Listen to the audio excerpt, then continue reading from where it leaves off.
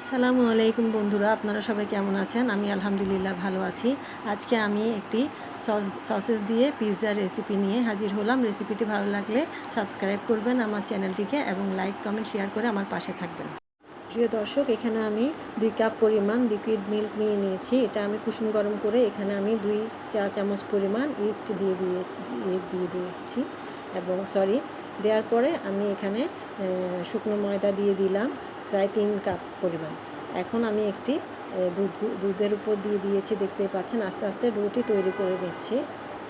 আস্তে আস্তে আলতো হাতে মাখাতে হবে। মাখানো একটু আধটুকু হয়ে গেলে আমি এখানে 3 টেবিল চামচ পরিমাণ দিয়ে দিয়েছি সাদা তেল দিয়ে আস্তে আস্তে এটিকে আমি ময়ান দিয়ে নিচ্ছি। দেখতে পাচ্ছেন, ভালোভাবে মাখাতে একটি সুন্দর ডো তৈরি করতে হবে, মসৃণ ডো।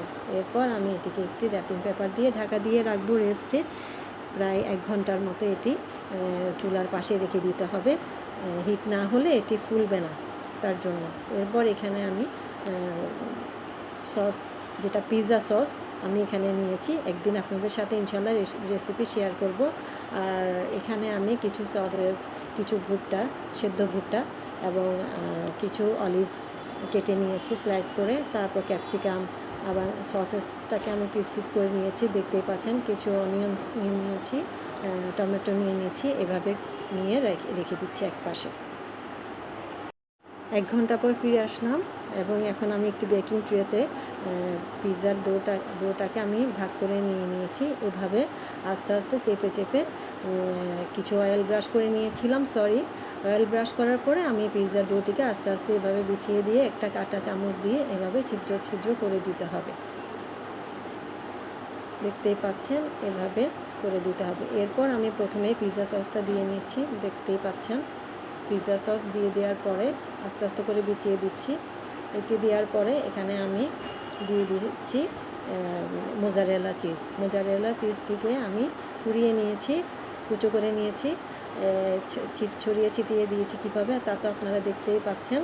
এরপর আমি সসেস দিয়ে দিয়েছি এবং পেঁয়াজ টুকরো করে রাখা, ক্যাপসিকাম, টমেটো, তারপরে ওই যে যা দেওয়ার আপনারা দেখতে পাচ্ছেন, সব কিছু আমি সুন্দরভাবে বিছিয়ে দিচ্ছি। এখানে অলিভগুলোও দিয়ে দিলাম এবং আমি এখানে অরিগ্যানো দিয়ে দিচ্ছি, যেটা মেইন আর কি। দেওয়ার পরে কিছু সাইড দিয়ে আমি আবার তেল ব্রাশ করে দিয়েছি।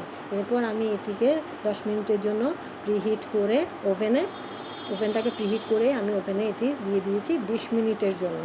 দেখতেই পাচ্ছেন বন্ধুরা। এখন আমার পিৎজাটি 20 মিনিট পরে নামিয়ে নিয়েছি, হয়ে গেছে। ভালো থাকবেন সবাই। আসসালামু আলাইকুম।